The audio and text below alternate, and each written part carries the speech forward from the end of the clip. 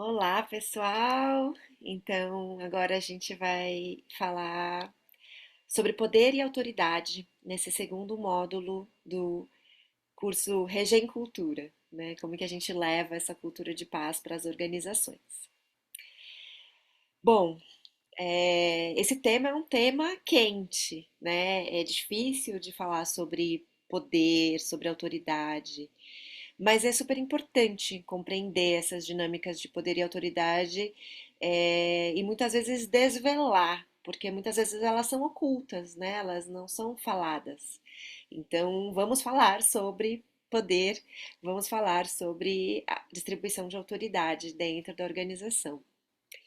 E de que forma que isso pode alavancar ou jogar contra uma cultura de paz dentro das organizações. Então, dentro desse módulo, ele vai ser mais um módulo teórico, né? E a gente vai falar sobre o que é poder, o que é autoridade, tipos de poder, essa diferença entre estruturas hierárquicas e a liderança distribuída, e como que a gente pode fazer para fortalecer essa autoridade saudável dentro das organizações. Então, bora lá.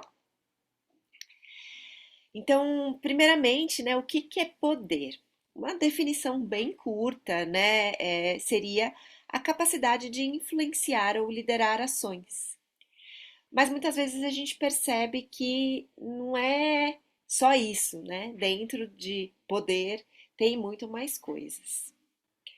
E o que que é autoridade? É o reconhecimento legítimo dessa capacidade, né? Então, essa diferença do poder e da autoridade. A autoridade é um poder legítimo.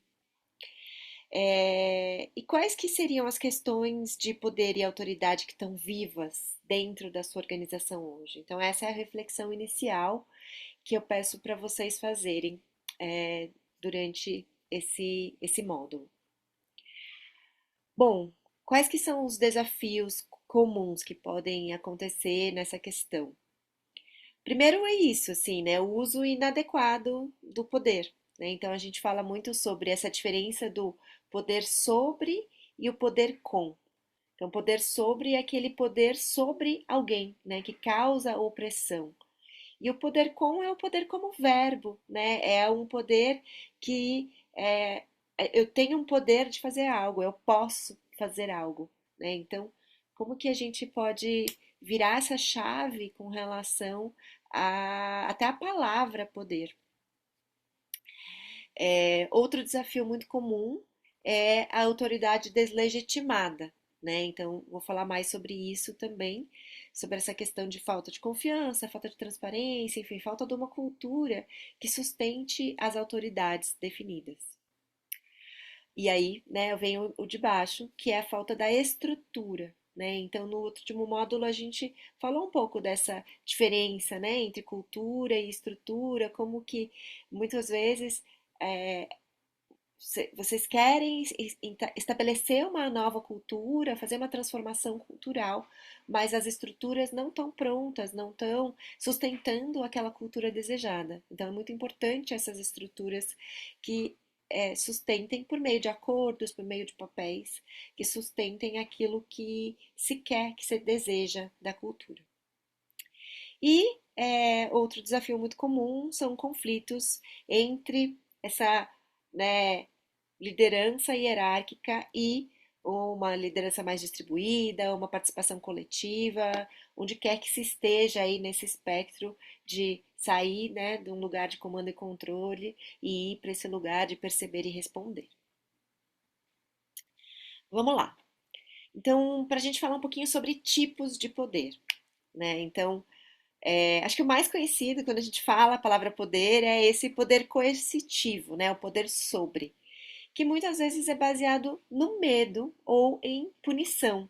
Então é o garfinho aí atrás, né? Empurrando e criando um ambiente ameaçador e que as pessoas elas sentem receio, né? De é, se expressar ou de agir de uma forma que não seja aquilo que a pessoa que detém esse poder coercitivo está impondo.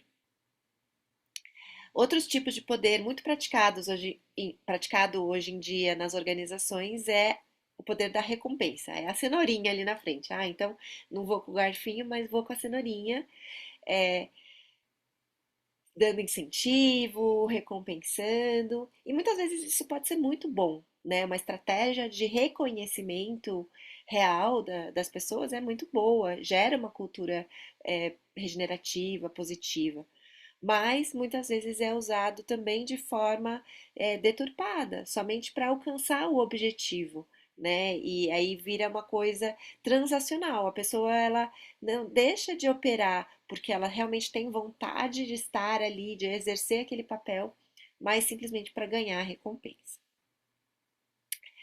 E aí vamos falar então de poder legítimo, né? Que é o que a gente está chamando de autoridade, né? Então, de ter uma transparência, ter um reconhecimento de uma posição, de uma função ou de papéis, né, que a gente vai falar mais daqui a pouquinho. E também, né, muitas vezes tem aquele poder referente que é conquistado por carisma, né? Então, a pessoa é popular, né? Então, às vezes ela nem tem o poder legítimo, mas porque ela tem o carisma, ela conquista e pessoas ser seguidoras dessa pessoa porque ela tem muito carisma, né? Isso é muito usado na política, mas em todos os ambientes acontece. E outro poder que geralmente é legitimado é o poder pelas habilidades, então é o poder do expert. Né? Então eu conheço muito daquilo e eu acabo sendo a referência, eu acabo sendo consultada porque eu tenho habilidades ou conhecimentos fundamentados em um determinado tema ou área.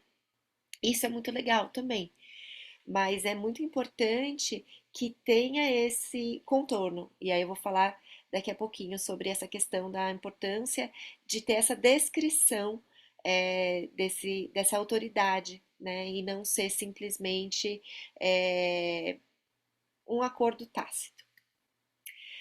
E aí a reflexão que eu deixo aqui nesse slide é quais são as formas de poder que estão sendo utilizadas na sua organização hoje? É uma combinação dessas todas? É uma em particular que está mais presente? Tá, e aí a gente está falando de poder, é importante falar sobre as estruturas hierárquicas, né? Então, muitas vezes nas organizações, a estrutura hierárquica, ela tem uma cadeia de comando muito clara, né? Muito nítida. Então, quando tem essa definição de comando, né? O poder está centralizado na mão de poucos, e isso tem vantagens, porque as decisões são rápidas, né? Então, tem questões que são muito práticas, muito operacionais e que vale a pena saber quem que vai decidir, né? Porque acaba agilizando os processos, não se perde tempo, né? Ou em questões críticas, por exemplo, tá pegando fogo no prédio. A gente sabe que tem lá a brigada de incêndio que vai falar, ó, vamos descer pela escada, não usem elevadores, né? Saiam por essa porta, deixem as coisas. Ninguém vai questionar, ai, não, vamos tomar uma decisão por consentimento aqui, vamos escutar todo mundo sobre o que é melhor fazer. Não, tá pegando fogo, vamos obedecer. Né? Então tem vantagens e tem momentos em que faz sentido ter essa hierarquia ou essa centralização, né, de poder em algumas mãos, que são as mãos mais relevantes naquele momento. Né? Ou de um especialista, né? Ou alguma pessoa que detém um conhecimento sobre aquele assunto. Mas qual que é a desvantagem de usar isso de uma forma perene, né? Na estrutura como um todo? Muitas vezes traz a falta de inclusão, as pessoas não se sentem ouvidas, não se sentem escutadas.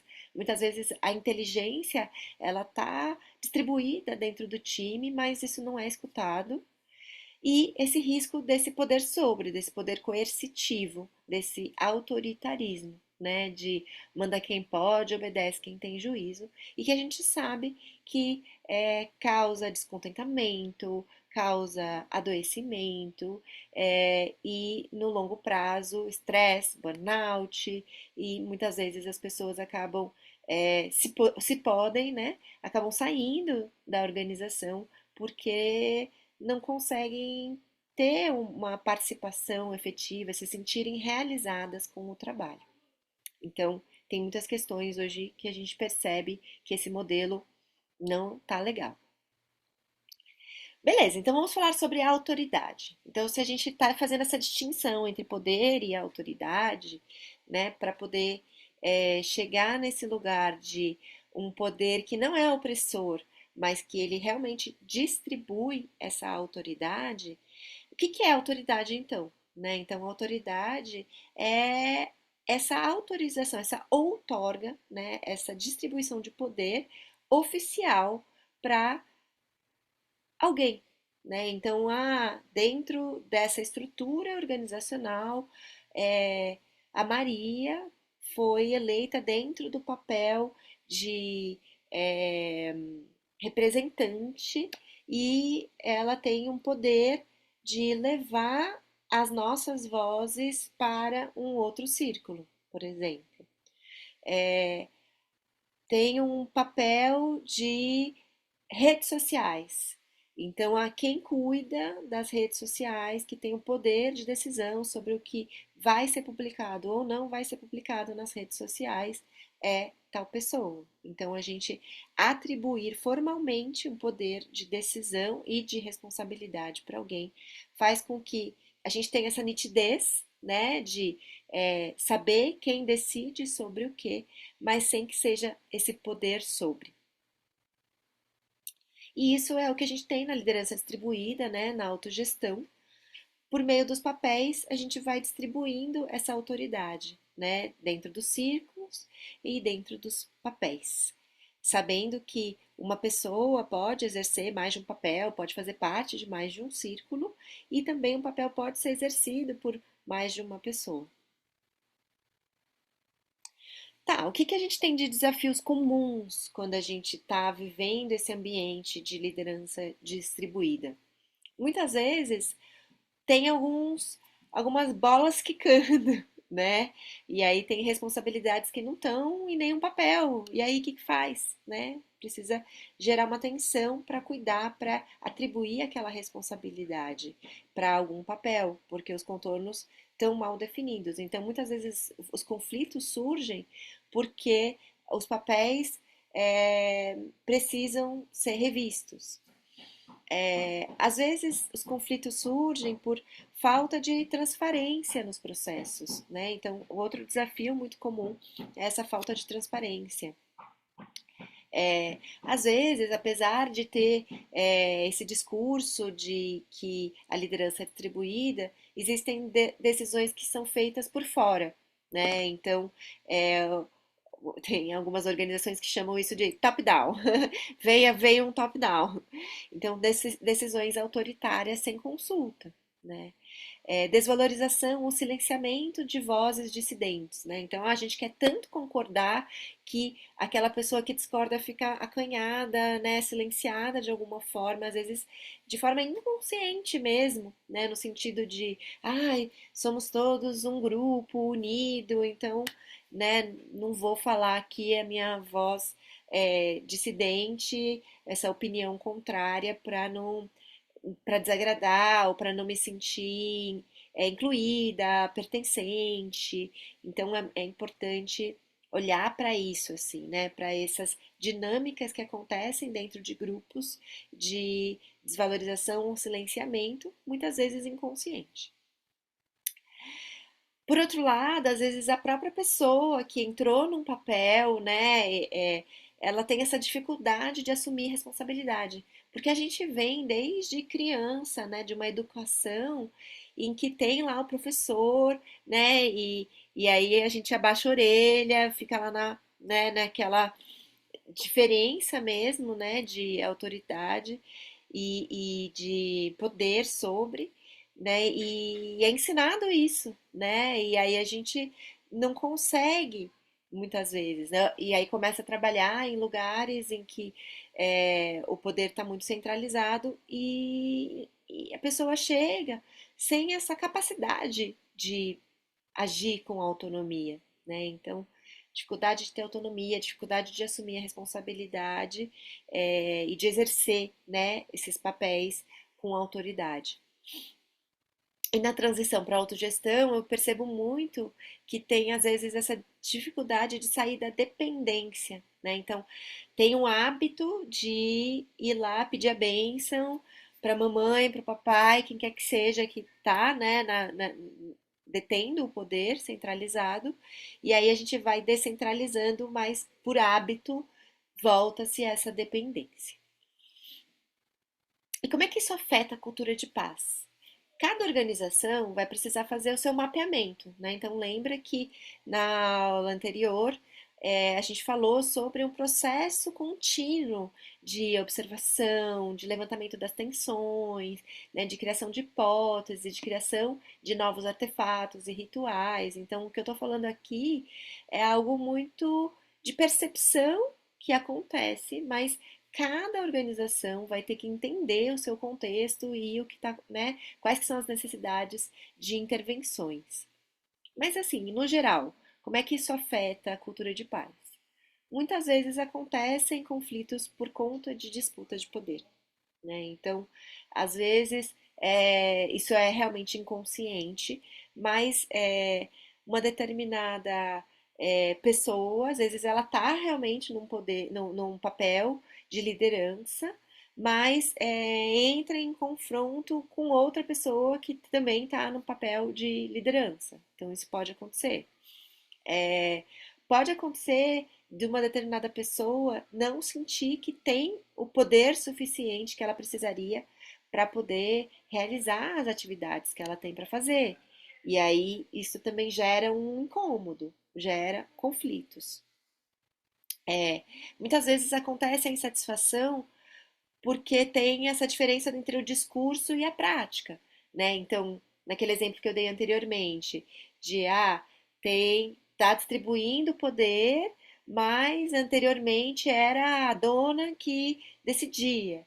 Então, no discurso a gente fala que vai decidir as questões no círculo, mas na prática acabou a reunião, vai perguntar para quem detinha o poder por hábito, né? Então, isso pode começar a gerar muito incômodo, né? Ou aquele top-down que eu falei, né, de as pessoas que detêm um poder tácito decidirem as coisas de forma não transparente e isso começar a gerar incômodos que vão ficando como tensões, né, nas pessoas e às vezes elas têm medo de falar, né? Elas têm esse receio, por conta de tudo que eu já falei antes, de trazer à tona, né, essas situações. É, às vezes, além dessa questão desse poder tácito, também tem um autoritarismo benevolente, né? Então, é percebido que a pessoa ela detém uma centralização de poder, mas é para o bem de todos, né? Então, acaba que é aceito porque algo que está sendo feito para o bem, pelo bem, e tá tudo bem, né? Que bom que é pelo bem, mas é importante romper esse ciclo de poder sobre. Então, como que a gente faz para criar um papel, então, que a pessoa vai ter, em que ela pode ser consultada, né? Então, por exemplo, um papel de aconselhadora, né? Em que ela não tem o poder de decisão, mas se ela é uma referência, a gente vai é, checar com essa pessoa sobre um assunto, mas quem tem a autoridade é o papel, a pessoa que está energizando o papel, né? Então, poder ter essa distinção, né? É, a dependência por hábito, já falei, falta de contornos e processos bem definidos, né? Então, esse tipo de falta de processo. Então, às vezes as decisões são tomadas em grupos de WhatsApp, às vezes no corredor, no fumódromo, né?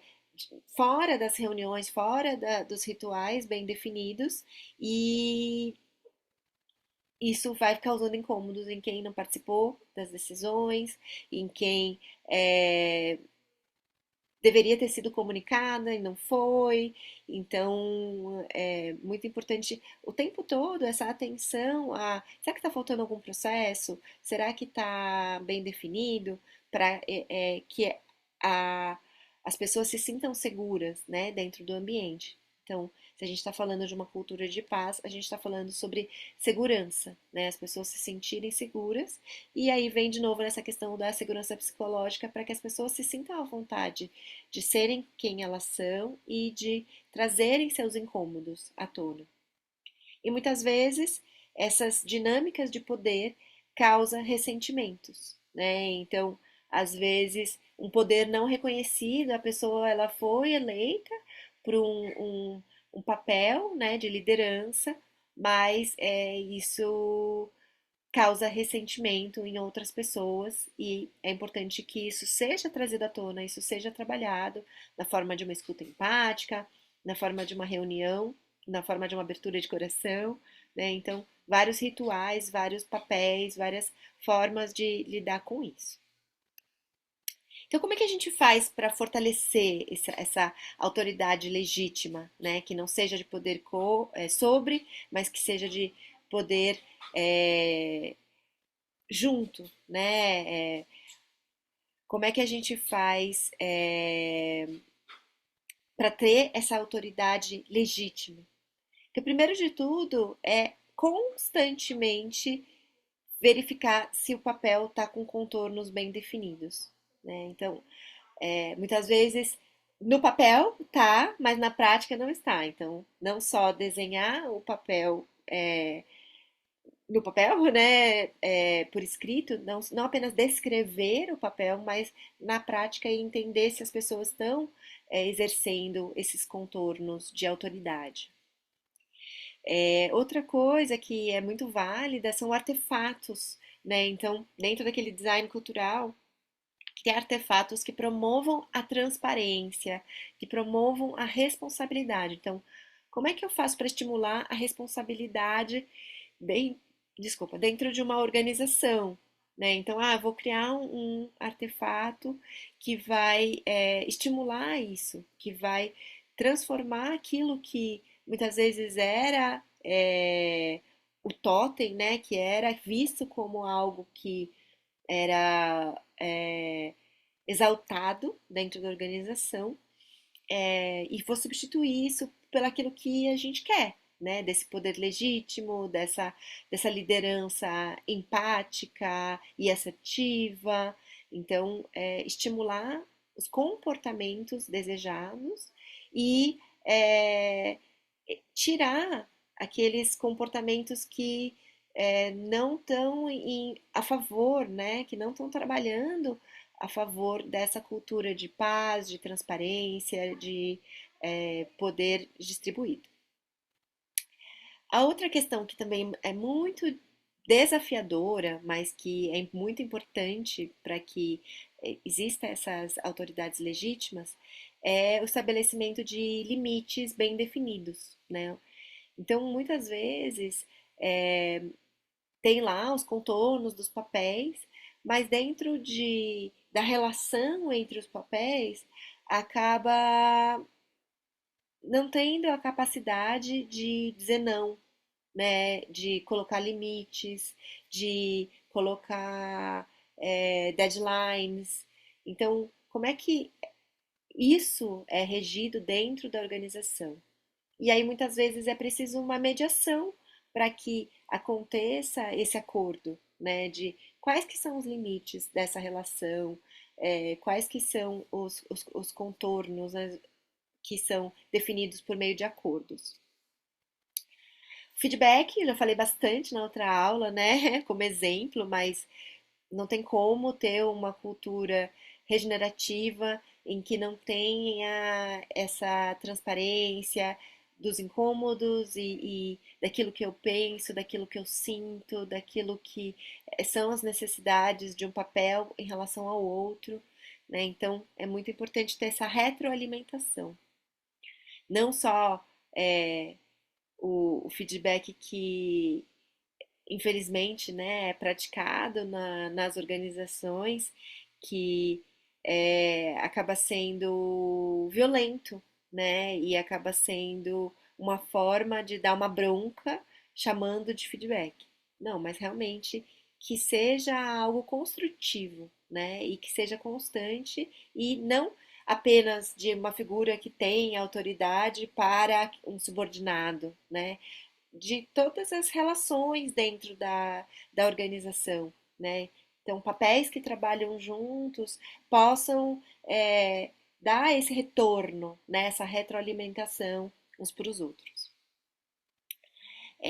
A outra questão é o fortalecimento da liderança empática inclusiva e fortalecimento dessa capacidade em todas as pessoas de liderança e de autonomia. Porque como a gente vem de estruturas que são muito rígidas e a gente não aprendeu a trabalhar com autonomia, com responsabilidade, então é importante desenvolver, né? Quebrar essas crenças e desenvolver essas capacidades. E aí também uma sugestão, né, de fazer uma dinâmica em que promova o diálogo coletivo sobre essas questões de poder e de autoridade.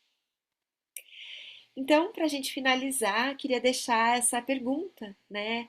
Qual que você sente que é o próximo passo que você pode dar para fortalecer as dinâmicas de forma saudável, né, de poder e de autoridade na sua organização? Muito obrigada.